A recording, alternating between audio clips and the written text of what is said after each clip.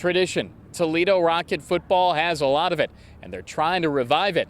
They're coming to town for week 2 for Ohio football here this week. Hi, everybody. I'm Russ Eisenstein, the voice of the Ohio Bobcats. Rob Cornelius is alongside our network color analyst. And Rob, they do have a lot of tradition there in Northwest Ohio. No, and you could say that Toledo was absolutely the team of the 90s in this league. You saw named players come out of that program, a lot of pros. But the last time they came and played an important game in this town, in this stadium, may have been 1996 when they were trying to win this thing, and Ohio was trying to go 6-6, go 500 for Jim Grobe. Yeah, you go through the years and what the Rockets have been able to do. They're 8-2 in bowl games. They've been ranked in 7 seasons.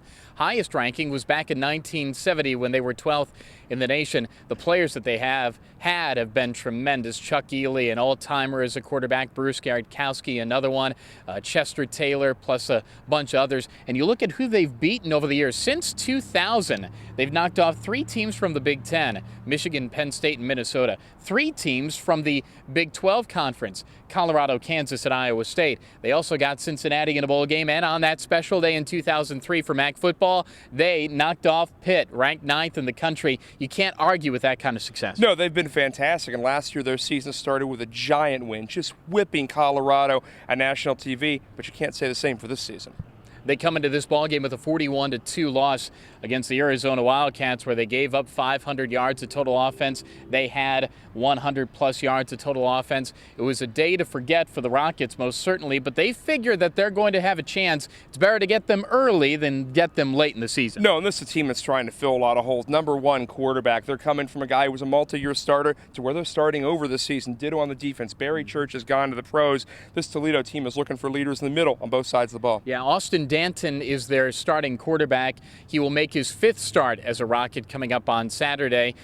He's a guy that was in there when Opelt was out of the mix last year, and they've had to kind of shift some things around a bit. He's from Florida. He has a big-time upside. Yeah, big-time upside and a very smart quarterback. Another one of these engineering major quarterbacks, tough kid, smart kid, wants to spread the ball around. They've got receivers, so we didn't really get to see them catch very many balls last week. Eric Page is the wide receiver that is going to be a big-time player in this league. Last year, he led all freshmen with the number of catches and the number of receiving yards. He had 82 catches and north of 1,000 yards through the air last year. He's a big-time ball player. A versatile kid. He's going to return. He's going to play in the slot, and that's what you get with Page. You get a guy, they try to set him up for lots and lots of mismatches on safeties, on linebackers. Smaller guy, also very much a younger guy, played last season at 17. Yeah, Morgan Williams and Adonis Thomas are the 2 running backs that will be in the equation, and Williams is a guy that was a 1,000-yard rusher 2 years ago. No, a couple years ago, he got the job done. They're looking for a guy to kind of lean on. This spread offense, especially with a young quarterback,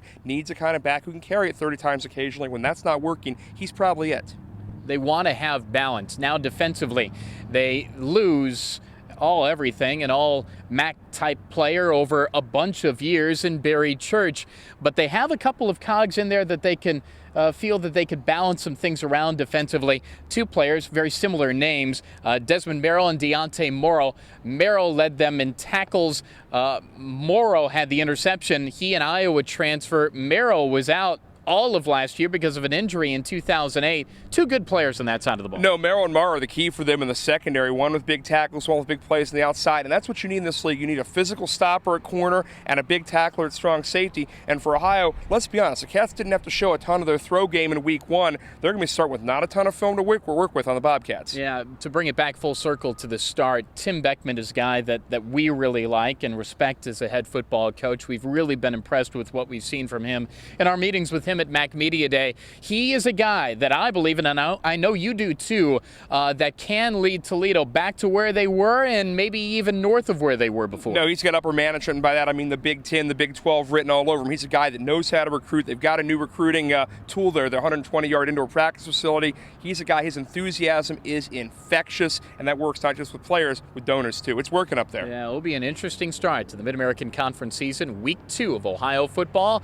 It's Saturday. It's Ohio and the Toledo Rockets, and that's a breakdown of the opposition as UT comes to town to take on Ohio. Our network coverage begins at 6 o'clock with the kick at 7 at Peden Stadium, and you'll see coverage of it right here on Bobcat TV through the week as well. Now for Rob Cornelius and Evan Shaw, I'm Russ Eisenstein. It's the Cats and the Rockets Saturday at Peden, and this is Bobcat TV.